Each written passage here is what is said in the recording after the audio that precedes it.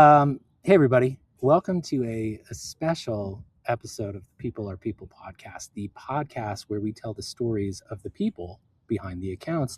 I'm lucky enough to be joined live in Denver with Mason Cosby, who Mason joined us in a talk at the Gartner Marketing Symposium.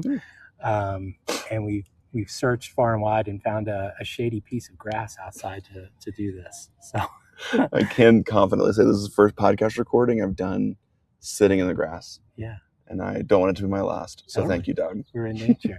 Well, the thing that prompted this ask from me, and thanks again for doing it, is yesterday we were kind of talking about the founding story of Scrappy ABM. And you said, well, do you want to know the real story behind Scrappy ABM? And I said, yeah. And I started hearing it and I was pretty captivated by it. And I said, why don't we talk about this on the pod? Yeah. And I was thrilled that you wanted to share it. So if you can tell us, what's the real story behind Scrappy ABM? So the very long story short on the start to Scrappy ABM is I really just wanted to replace my wife's income. Like that was there was a lot more on the front end, but we found out we were having kids, and I ended up leaving a job that I was in that was great people, great company. Just I was in a position where I was working a lot and I wanted to be more present with our family. So transitioned jobs and then launched this little side hustle with the intent of, helping my wife stay home. And that was really it. Like there wasn't a grander, bigger vision or mission. It was just like, I didn't share this part with you. The name even just came from, I posted on LinkedIn around this concept of if you want to build a Scrappy ABM program. And I liked the ring of it. Yeah. So I Googled the term Scrappy ABM and my LinkedIn post popped up. I was like, oh, cool. So like, I'll just own this little corner of the internet. And that was the entire intent, was just like, I'll launch a small podcast. I'll probably pick up like one or two clients. Yeah. And, just have a nice little side hustle, maybe help out a couple people along the way. But then within the first 7 weeks, we ended up closing about $300,000 in revenue, which was more than my wife and I made combined. But wait, you kind of glanced over something. So, a couple of things. Most people, if they're going to start a family, you wouldn't say, hey, why don't you stop working? Let's surrender one income, and then I'll quit my fairly stable job and just try to build a business. Yeah. So there's a couple elements here of like element one, I was not intending to build a business or quit my job. I truly was planning to like keep my full-time day job and like do this on like nights and weekends. But then I think like a lot of people actually in 2023, the job that I was in, that was a stable job, was not so stable as well. So after that first 7 weeks where we closed 300,000, I also went to my bosses at that job. I was like, hey, like there's some things that just like aren't working out. And they're like, yeah, we're actually going to do a layoff next week and you're gonna be a part of it. So like, you can just be done today if you want. I was like, oh, okay. So there was that. So within that, when you close 300,000 in 7 weeks, you're like, I have options. So we ended up making the decision of, all of this happened kind of mid-September. My daughter was born August 8th. So by mid-September, kind of late September, all of this had already gone down. Of like the 300K had been sold. I found out I was getting laid off from my job. My wife went on a maternity leave, and she was a nurse. So she got 3 months of half pay and then 3 months of FMLA. So we took the full 6 months before she officially quit her job, just like have a runway. So when I ended up being fired, quitting, laid off, one of those weird scenarios that happens. Yeah. And again, no fault of anybody. It's just, I was the wrong fit for the company for what they needed. They needed volume, demand gen, and I'm an ABM guy. So I know my lanes. And well, I'll tell you this, if I don't want to meet someone that's never been kind of laid off, pushed out, fired. Like if you don't have that story, like, I don't think you've worked enough. It's surprisingly common, just not talked about, because I think there's a stigma around it of like, oh, I've been fired. And it's like, stuff happens in a job. Things change. And for that company I was a part of, again, great people, Their business model changed dramatically. I was not the right marketer for that new business model. That's fine. Cool. So all that to say, my wife and I agreed we're going to give it a 3-month run of, if I don't have enough revenue sustainably, because one thing to sell $300,000 out of the gate as like project work, it was another thing to get that consistency from a monthly recurring perspective. And then the other aspect is 10 weeks after. So like I had been 3 weeks in to like no longer having a job and then going all in on Scrappy. So 3 weeks after all that happened, I had a client that committed to doing 180 of the 300. So it was like 300, it was like a couple projects and like one big client. Yeah. That one big client backed out of all 180. So I was like, oh, back down to 120. Got it. That is not great. So anyway, my 3-month kickoff had quite a few kicks in the gut. And again, for context, we now have a 10-week-old at this point. My wife is trying to like be bought in, but it was tough. So yeah.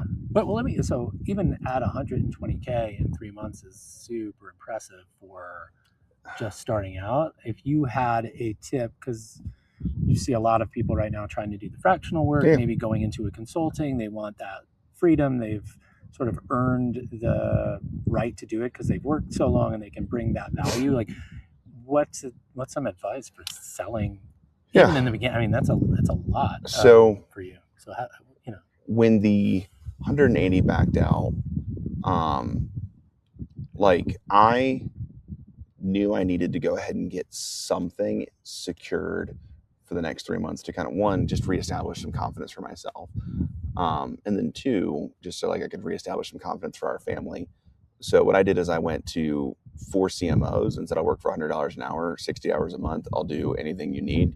I'm good for it. And like, if I do a terrible job, I'll just refund you. I had one that took me up on it. And then that got us $6,000 a month.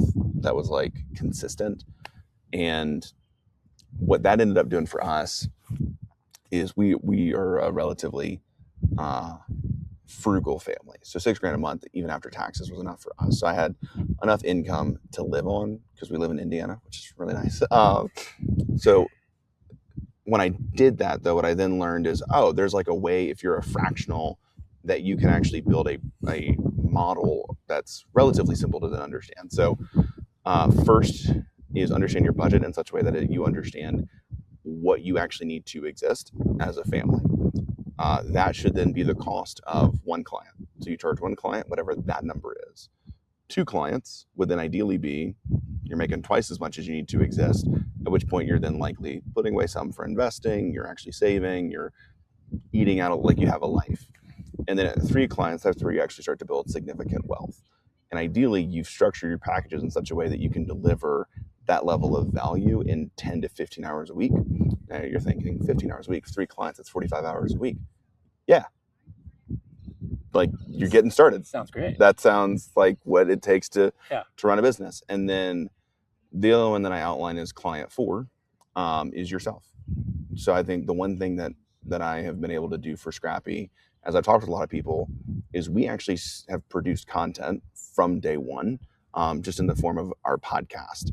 And I think having marketing content out there for us as a business has enabled us to continue our growth longer term. And even if I didn't want to build up the agency, a lot of people that I know that launched fractional businesses lasted 18 months because they tapped out their entire network.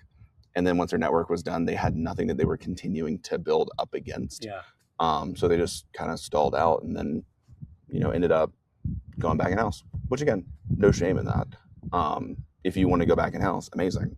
But many of them did not. And it was something that they had to do because they did not know how to sustainably continue creating new revenue for themselves. Right. So why would you want to bring on employees and grow the agency if you were like a one-person shop making really good money and you said you're putting money away, you're enjoying your lifestyle? This seems like a headache. So there's actually a couple of elements which some people don't really fully believe me when I say this, but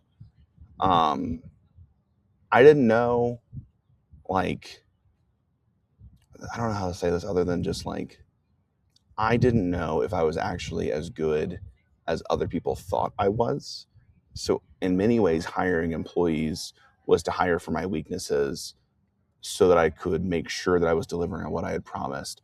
And it was more actually brand reputation management. Because people would come to me and be like, can you do all this stuff? And like, I was pretty sure I could, but it's one thing if you think you can versus like, well, I'm going to hire this person and they're going to spend all of their time writing content. Like I was good enough to do strategy, some basic operations work, content, and then like, we had a podcast business too. So I was like doing edit. So I was doing like 8 jobs. And I just didn't think I could do 8 jobs sustainably well. And like, that sounds, kind of basic, but like inevitably I was just like, I just don't think this is sustainable. And the other thing is so by the time we got to January, so again, launched the business in July, left my job in September, we get to January, we're at that point doing about $50,000 a month. And I was working like 100 to 130 hours a week. And then my wife was working about 20 to 30 hours a week for free. So like between the two of us, the way that I frame it to friends is they're like, oh, it sounds like you're working. I was like, yeah, I worked a month a week. Dang. So like 40-hour work week, that's 160 hours a week or a month. And between my wife and I, we did that every week for 6 months. So wait, was your wife part of the business? For the first 6 months. Yeah. I trained her on how to be a podcast editor. So she, during nap times and at night, would do podcast editing just to like help alleviate some of the stuff that I was doing. That's awesome. So, yeah, it worked out. And then eventually I was like, wait, you can hire a podcast editor for like $3,000 a month. Yeah, I'm just going to do that. And that was very good for my wife and for our marriage. Because like, I'm a big fan of easier, clean relationships. So when I go from husband to boss and there's like reputation management on it's like, and she wasn't getting paid. So like, it's really tough to hold an employee accountable that like doesn't get paid. Totally.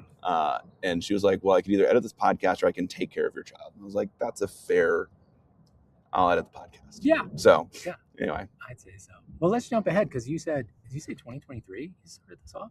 Mm-hmm. I was under the impression this was an older agency in the most positive way ever, by the way. So what does Scrappy look like today? Don't worry about revenue figures, but just the people and how you function. So I'm prepping for our all hands. We essentially in the first year invoiced, like we had closed more, but actual invoicing was about 160. In 24, we invoiced $1 million. In 25, we invoiced $2 million. And then this year we should do about $3.5 million in invoicing, which I think is pretty good. I think it's really good. So I'm happy with it. So what it looks like today is we have a team of about 17. So that's strategists, that's content writers, that's RevOps managers, project managers, designers, podcast editors, and then I have a dedicated marketer and seller on our team. So today, I mainly now manage a team of people that are wildly talented and like way better at everything than I am, which is so fun because I mainly learn from them. And then I just get to hang out at fun conferences and sit in grass and record podcast episodes. You do. And then really just do a lot of teaching and training and support. So we've got working sessions with our team every single week where I hop in and just like help them make sure they know how to do the work that they're trying to accomplish. Yeah. I've been lucky enough to meet a few members of the team. Yeah. Shout out to Trevor and Lacey. Yeah. Jim in real life. Evan. Know you from the internet. Kind of real. Let's end with this. Not that you want more competition, but if there's someone out there who's like, I want to be the next Mason Cosby and get an agency going, what's a step one, very basic that they should think of, other than connecting with Mason and asking questions? Because I must say you're a very knowledgeable guy and you're open to sharing, which I appreciate because I try to. Even when this is a podcast, I'm on your podcast platform now, so thank you. Yeah, having to do it. So I was able to launch Scrappy. Like, none of it was easy, but I want to be very candid that it was easier for me because when I launched my business, I had already been in the ABM space for 3 or 4 years. I had a following on social of like 18,000 folks at that point. And my network was very well established because I had already been doing a podcast called The Marketing Ladder, and I had interviewed 120 CMOs. So before I launched my business, I essentially already had an established network of people that knew, liked, and trusted me and would hire me if I needed it. So that's how we got the first probably $500,000, was just like existing relationships. And people were like, oh yeah, cool. I'm glad you're finally doing it. Like, it was like, that's awesome. Yeah, this was like, it was about time. That's kind of what the sentiment was from a lot of people. So if you're thinking about doing this, I would start posting and publishing content today. And the easiest thing to do is to start a podcast, because the booking rate on average for a podcast is between 50 and 80%, depending on your industry. I say that as a guy that has now helped launch 40 different podcasts in the past 3 years. Wow. So when I say 50 to 80%, what that functionally means is that somewhere between 1 and 2 and 4 out of 5 people will say yes if you ask them to come on a podcast. So it is just the best relationship development tool that is extraordinarily inexpensive. Yeah. So first do that. There's tons of AI tools now that exist that did not exist when I started podcasting 6 years ago, 5 or 6 years ago, where you can just like upload stuff, pull clips, and then post those on social. So that's what I would do. Like, it's the number one piece of advice, because you get content that you can publish that builds your authority, and you get relationships that you wouldn't otherwise have. And like, the main reason people trust me at all is because I've done enough interviews with really, really smart people, and then my face is next to them. And if you do that at this point, like 400 times, people will inevitably associate you with really smart people just by sheer repetition of brand association. That's great. I just love the fact that relationships matter. And it seems like there was just someone here at this conference we were at very early on in his career. And all I was telling him was like, hey, just be nice to people, because you'll end up working with them again, or they're going to want to work with you. And it seems like that's sort of the advice you just shared, which is great. And obviously we're calling this the People Are People podcast, so it works out. Mason, thanks for the time, man. Thanks, I really Doug. Appreciate it. Appreciate it. Hey, brother. We did it.